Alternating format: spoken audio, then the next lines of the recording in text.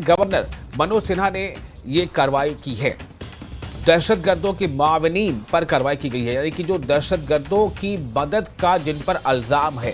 कि दहशतगर्दों की इन्होंने मदद की है, किसी तरह से दहशतगर्दी में मावन साबित हुए हैं, तो दहशतगर्दों की मदद के इल्जाम में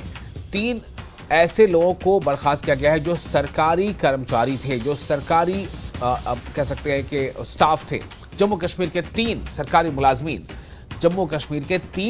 मुलाजमीन बर्खास्त कर दिए गए। लेफ्टिनेंट गवर्नर मनोज सिन्हा ने यह कार्रवाई की है, यह बर्खास्ती कार्रवाई की है। दहशतगर्दों के मावनीन पर यह कार्रवाई की गई है। और इस खबर पर और ज्यादा जानकारी तफसील से देने के लिए हमारे साथ मौजूद है न्यूज 18 JK LHH के सीनियर एडिटर तेजिंदर सिंह सोढ़ी। तेजिंदर जी, ये पूरी कार्रवाई क्या है, किस पादाश में की गई, जरा तफसील बताएं। देखिए विशाल, अगर आपको याद होगा, जब जम्मू कश्मीर की भागदौड़ मनोज सिन्हा ने उपराज्यपाल के तौर पे संभाली थी, तो उन्होंने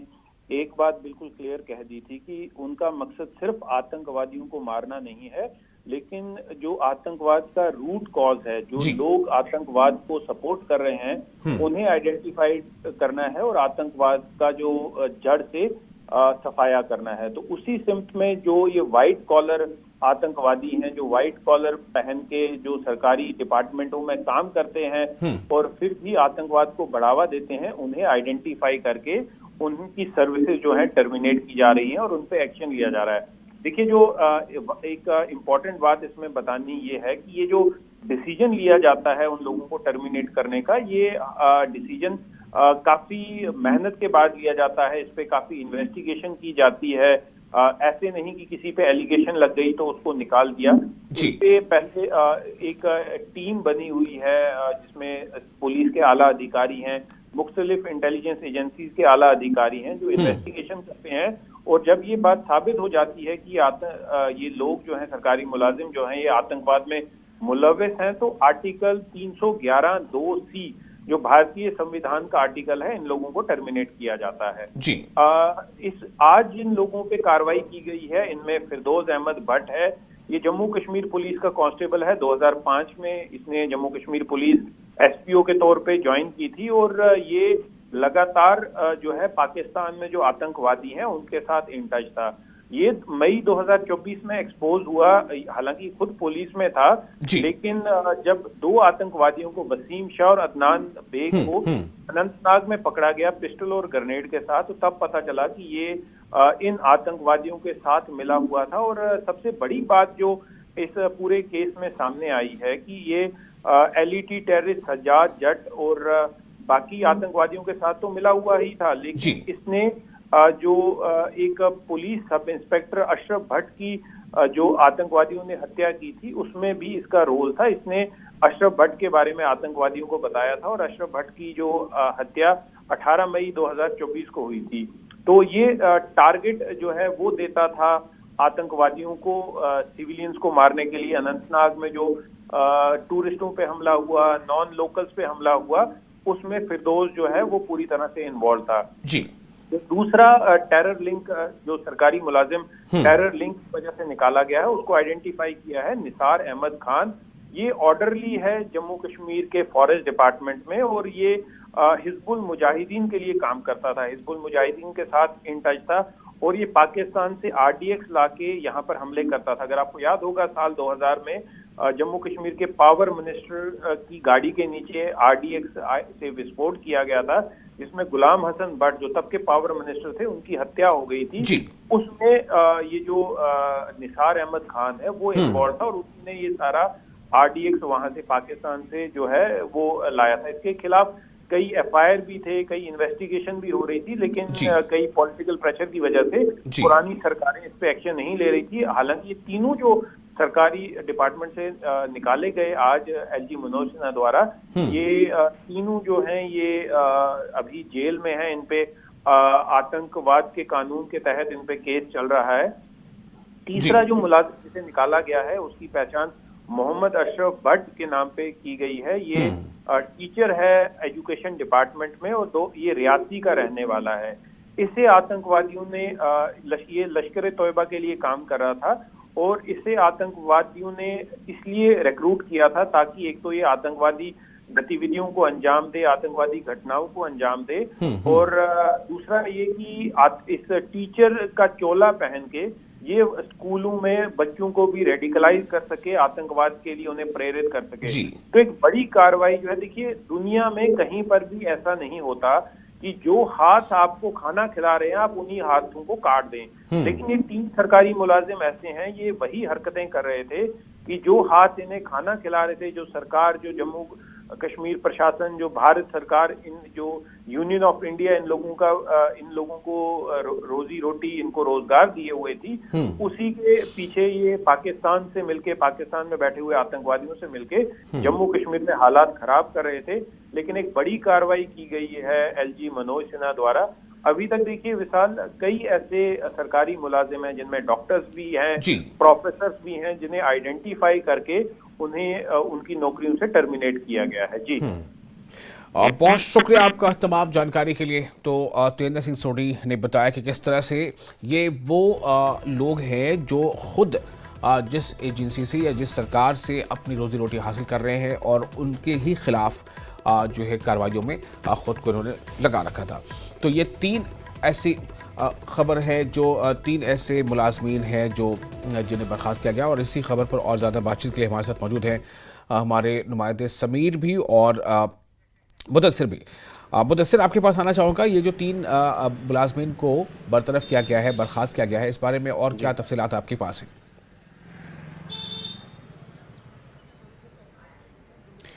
देखिए, जिस तरह से हम हाल ही में जिस तरह से होम मिनिस्टर अमित शाह की मीटिंग के बारे में बात करेंगे तो आपने देखा कि किस तरह से उन्होंने टेरर फ्री जम्मू कश्मीर पर जोर दिया और खासकर ये कहा गया कि इस बार जो जीरो इन्फिल्ट्रेशन का हदफ है वो सिक्योरिटी फोर्सेस खासकर बीएसएफ को दिया कि जो इन्फिल्ट्रेशन आर पार होती थी इस बार उसको जीरो लेवल पे लाया जाए। तो उसी सिलसिले के तहत जो है या एलजी एडमिनिस्ट्रेशन या फिर अगर यूटी एडमिनिस्ट्रेशन की बात करेंगे तो लगातार मिलिटेंसी की कमर तोड़ने की या एंटी टेरर एक्टिविटीज पर नजर रखने की, जो टेरर रिलेटेड एक्टिविटीज है उस पर नजर रखने की जो है लगातार कोशिशें की जा रही है। और उसी सिलसिले की ये एक कड़ी मानी जा रही है जिसमें इन 3 मुलाजमीन को मुअत्तल कर दिया गया, यानी कि बरतरफ कर दिया गया, टर्मिनेट कर दिया गया नौकरियों से। और ये समझा जा रहा है कि ये एक बड़ा कदम है टेरर फ्री जम्मू कश्मीर को जो है उसको ऑर्गेनाइज करने का या टेरर फ्री जम्मू कश्मीर बनाने के लिए एक बड़ा पहलू माना जा रहा है। और दूसरी जानिब जिस तरह से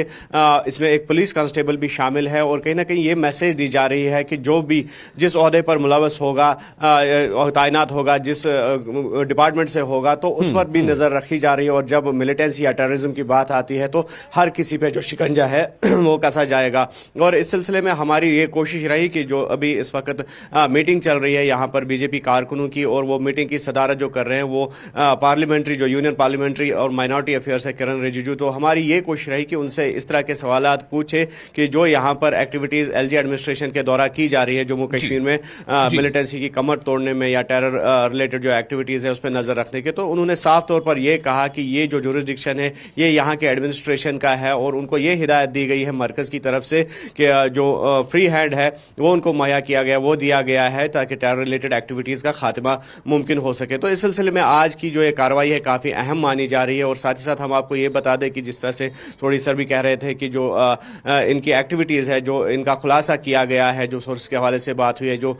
लॉजिस्टिक सपोर्ट या फिर मिलिटेंट्स की मूवमेंट या नकल हमल फॉरेस्ट एरियाज में या फिर रेडिकलाइजेशन की बात है, तो उस पर भी नजर रखी जा रही है। और तीनों जो इल्जामात है, ये तीनों अफराद जो है इन इल्जामात में इस वक्त जेलों में बंद है। और कुल मिलाकर ये कोशिश की जा रही है कि जो होम मिनिस्टर ने हदफ दिया है यहाँ की गवर्नमेंट को कि टेरर फ्री जम्मू कश्मीर को जो है बनाना मुमकिन हो जाए, तो उस हवाले से ये कार्रवाइयाँ जो है काफ़ी अहम मानी जा रही है। जी, आप बिल्कुल हमारे साथ बने रहें। समीर भी जुड़ चुके हैं हमारे साथ। समीर, ये एक बड़ा कदम है, हालांकि ऐसा नहीं है कि पहली बार ऐसा हुआ है, इससे पहले भी कई बार इसी पादाश में कि दहशतगर्दी की में मददगार या दहशतगर्दों के मावनीन एसोसिएट्स के तौर पर जो लोग भी हैं, जो आइडेंटिफाई किए गए, जो सरकारी मुलाजिम हैं, उनके खिलाफ कार्रवाई हुई है। लेकिन मुझे लगता है कि ये जो कार्रवाई है ये थोड़ा सा कुछ एक लंबे अरसे के बाद हुई है कार्रवाई। तो क्या माना जाए कि इस तरफ लगातार अब ध्यान सरकार का रहेगा, एडमिनिस्ट्रेशन का रहेगा कि किसी भी जगह से कोई अगर दहशतगर्दी को सपोर्ट कर रहा है तो उसके खिलाफ कार्रवाई होगी? देखिए विशाल, मैं आपको बता दूं कि अब तक तकरीबन 96 ऐसे एम्प्लॉयज़ जिनका डायरेक्टली और इनडायरेक्टली लिप्त पाया गया है, उनका टेरर आतंकवादियों के साथ उनकी डायरेक्ट और इनडायरेक्ट कनेक्शंस पाए गए, इस्टेब्लिश हुए, उनको बरतरफ किया गया है। पिछले अगर हम 5 साल की बात करें तो तकरीबन ये 96, ये 3 मिला के तकरीबन 96 लोग ऐसे हैं जिनको एम्प्लॉयज़ हैं जम्मू कश्मीर में, जिनको बरतरफ कर दिया गया है, डिसमिस कर दिया गया है सर्विसेज से। और जब भी ये सर्विसेज से डिसमिस हुए हैं उस पर सियासत बहुत हुई है। हमने देखा पहले भी सियासत हुई और उस पर जो अपोजिशन पार्टीज हैं, खासकर पीडीपी हो, बाकी पार्टीज हैं, वो लगातार हमला कर रही थी। लेकिन एलजी एडमिनिस्ट्रेशन का एक स्पष्ट और व्यापक स्टैंड इस पर यह है कि जो भी एम्प्लॉयज़, देखिए जो एम्प्लॉयज़ हैं वो प्रोटोकॉल, वो जो सरकारी नियम है, सरकारी रूल्स हैं और वो पब्लिक सर्वेंट होते हैं, उनका काम लोगों की खिदमत करना होता है, उसके लिए उनको सैलरी मिलती है। लेकिन ये जो 96 एम्प्लॉयज़ पाए गए, उनका ये पाया गया है कि वो कहीं ना कहीं एंटी नेशनल एक्टिविटीज़ में थे और एंटी नेशनल एक्टिविटीज़ में वो जो टेररिस्ट ऑर्गेनाइजेशन, चाहे लश्कर तौबा हो, हिजबुल मुजाहिदीन हो या बाकी जैश या बाकी आउटफिट्स हैं, उनके जो कमांडर्स हैं या उनके ऑपरेशनल टेररिस्ट हैं, उनको वो सपोर्ट करते थे, उनको डायरेक्टली और इनडायरेक्टली और किसी ना किसी तरीके से उनको उनकी मदद करते थे, जिससे वो जम्मू कश्मीर में खून खराबा जारी रखने में उनको मदद मिलती थी। तो जब इन्वेस्टिगेशन और जब भी बरतरफी हुई, आज जो 3 लोगों को डिसमिस किया गया, ये ऐसा नहीं है कि रातों रात हुआ, इसमें एक बहुत ही लंबी इन्वेस्टिगेशन होती है। उसमें कई एजेंसीज होती हैं, इंटेलिजेंस एजेंसीज होती हैं, सीआईडी होता है और बाकी एजेंसीज सरकार की तरफ से जो कमिटीज बनाई गई होती हैं, वो पूरा इस पे इन्वेस्टिगेट करती है, हर एक पहलू को देखा जाता है। उसके बाद ही जब ये पूरी तरह से इस्टेब्लिश होता है कि इन मुलाजमीन ने जो एंटी नेशनल एक्टिविटीज में हिस्सा लिया है, उन्होंने जो रूल्स एंड रेगुलेशंस के खिलाफ काम किया है, सरकार के खिलाफ काम किया है, तभी उनको बरतरफ किया जाता है। तो ये एक विशाल एक लंबा प्रोसेस होता है और सरकार का ये जो अज़म कि जीरो टॉलरेंस रहेगी, किसी को बर्दाश्त नहीं किया जाए, चाहे कोई भी हो, ये उसी का है। और एलजी एडमिनिस्ट्रेशन बार बार, जो एलजी मनोज सिन्हा भी लगातार, जब भी हम उनके फंक्शंस में जाते हैं, वो एक ही बयान करते हैं कि जम्मू कश्मीर में किसी को भी डरने की जरूरत नहीं है, लेकिन उसको हम नहीं छोड़ेंगे कि जो देश के खिलाफ काम करेगा, जो सिक्योरिटी फोर्सेस के खिलाफ काम करेगा, जो नेशन के खिलाफ काम करेगा, उसको हम बख्शेंगे नहीं, चाहे वो किसी भी पद पर हो। तो ये जो मुलाजमीन की बरतरफी है, ये उसी का अमल है, ये कोई वेंडेटा नहीं है, ये किसी के खिलाफ नहीं है, ये एलजी एडमिनिस्ट्रेशन बार बार कह रही है। लेकिन इससे जो ये आज बरतरफ हुई, इससे और सियासी बवाल मचेगा, क्योंकि उमर अब्दुल्ला कहीं ना कहीं इस पे सवालिया उनको टारगेट किया जाएगा और अपोजिशन ये जरूर पूछेगी उमर अब्दुल्ला से कि आखिर आप क्यों नहीं कुछ कर पा रहे, आप इसमें जो बरतरफ किए जाते हैं। क्योंकि अपोजिशन का कहना है कि सरकार मुलाजमत नहीं दे पाती है लोगों को, लेकिन उनको बरतरफ जो मुलाजिम है उनको निकाला जा रहा है, नए मुलाजमीन को नहीं भर्ती किया जा रहा है, लेकिन जो मुलाजमीन है उनको निकाला जाता है। उसमें खासकर पीडीपी का बड़ा सख्त रुख है। अब इस पे क्या सियासत होती है वो दिन भर तो उसका पता चलेगा, लेकिन फिलहाल सरकार ने एक बड़ा फैसला आज किया है और 3 और ऐसे मुलाजमीन जिनका कनेक्शन पाया गया है, टेरर लिंक्स पाए गए हैं, स्टैब्लिश हुए हैं प्रूफ के साथ, उनको आज डिसमिस कर दिया गया है। और इस तरह से तकरीबन 96 से ज्यादा ऐसे मुलाजमीन हो गए हैं जम्मू कश्मीर में जिनको अब तक डिसमिस किया गया है पिछले 5 साल की अगर हम बात करें, जिसमें police, teaching staff, medical, forest, police, बाकी जितने भी डिपार्टमेंट्स हैं उनके जो मुलाजमीन ये हैं। और न सिर्फ कश्मीर वैली से ताल्लुक रखते हैं बल्कि जम्मू डिवीजन में भी, चाहे वो रियासी हो, डोडा हो या राजौरी, पूंछ या बाकी जगहों पे जहां से भी, क्योंकि मैंने जिस तरह कहा हर एक मुलाजिम की सिक्योरिटी होती है, हर एक मुलाजिम पर नजर रखी जाती है, हर एक की एक तरह से रेकरी की जाती है कि क्या उसका बिल्कुल। तो जो आपने अपने जवाब में ही ये बात कह दी है कि इस पर सियासत पहले भी होती रही थी और इस बार भी सियासत होगी, आप ऐसा मानकर चल रहे हैं और जाहिर है होगी, इससे सवाल उठेंगे, उमर अब्दुल्ला से सवाल पूछा जाएगा, फिर उनका जवाब शायद यही होगा कि कुछ चीज़ें हमारे इख्तियार में है, कुछ चीज़ें हमारे इख्तियार में नहीं है। बहरहाल इस पर सियासत तो नहीं है, लेकिन जो एलजी एडमिनिस्ट्रेशन है या एलजी ने जो बार बार जो बात कही है कि चाहे कोई भी हो, अगर किसी भी तरह से या किसी भी कैपेसिटी में वो दहशतगर्दी की या दहशतगर्दों की मदद कर रहा है तो उसके खिलाफ एक्शन जरूर लिया जाएगा। मुदस्सिर कादरी, मैं आपके पास आता हूं, अगर आप हमारे साथ बने हुए हैं। मुदस्सिर, मेरा सवाल यही है कि क्या माजी में जैसा देखा गया कि ऐसे किसी भी मामले पर अलग अलग मुख्तलिफ जो जमातें हैं उन्होंने सवाल उठाए थे और चुनाव के दरमियान भी ये सवाल उठाए गए थे कि यहाँ तो एक अलग ही रविश चल रही है, नौकरी देने की नहीं बल्कि नौकरी लिए जाने की कोशिश चल रही है, एक साजिश है। क्या इस बार की इस